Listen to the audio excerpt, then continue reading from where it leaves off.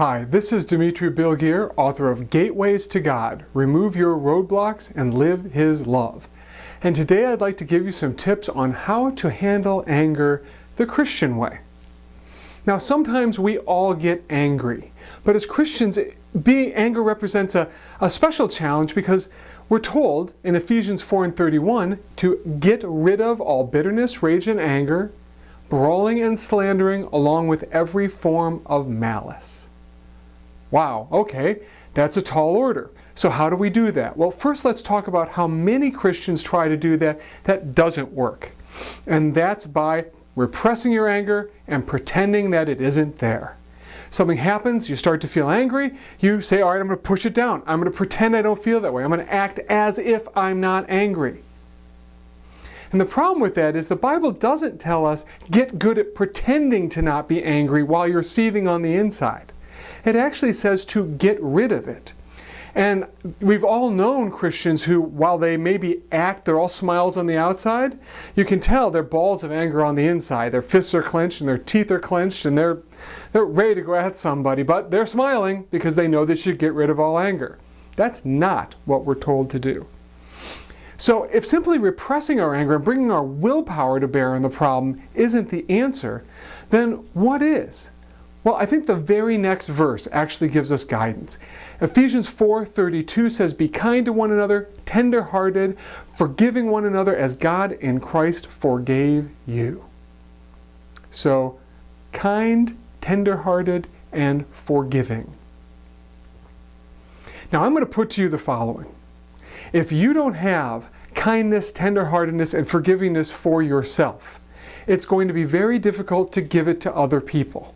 It's very hard to pour much from an empty cup. You need to be filled up by kindness, tenderheartedness, and forgiveness if you're really going to be a freely giving font of it to others, right? That makes sense.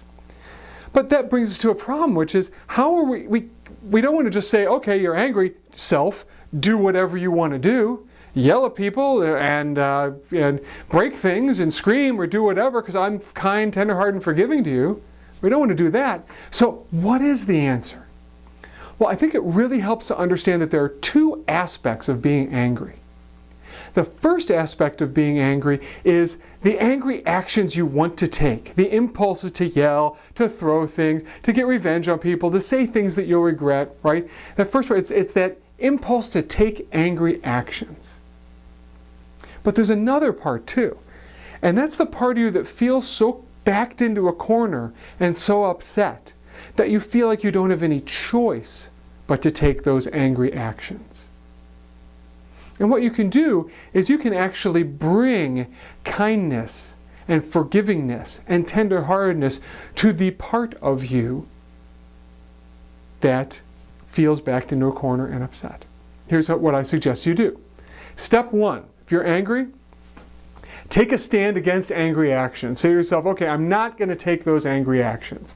I know that when I take actions from anger, nothing good comes of it. I'm not going to do that. But you also know that's not enough. If you just put your willpower to it, you're just going to be someone who looks like you're not angry, who still is. That's not going to work in the long run. So you need the second step, which is then to be kind, tenderhearted, and forgiving to the part of yourself that feels backed into a corner and like you have to lash out. So that's when you get into that sense of kindness. Almost like pretend it was for somebody else, somebody you really care about is upset. You'd go probing, you'd go looking for in them, where is that place? Like, wow, I can see you're really upset. I can see you're hurting and you want to lash out. Let me wrap the arms of my heart around you. Let me open up and bring you back to God's light and God's love. Let me let you know that it's okay to be hurting and love still exists for you.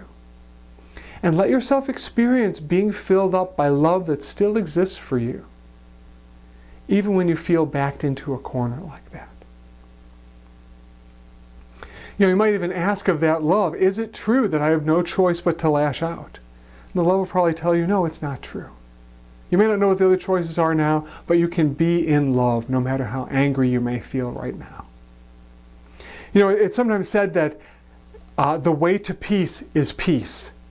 And that means if you want to bring peace into this world, you need to feel it for yourself. You need to be at peace.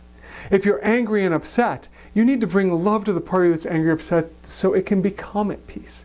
And as the part becomes at peace, you will become a bridge to peace. And that is how you get rid of anger, rage, brawling, slander, and every form of malice. It may not be easy, but it is something you can do and you can get better at. And I suggest you start practicing that next time you're angry. So this is Dimitri Bilgir, gatewaystogod.com. You can follow me on Twitter at Dimitri Bilgir or like me on Facebook. There's a button on this page. And that's it for today. Signing off.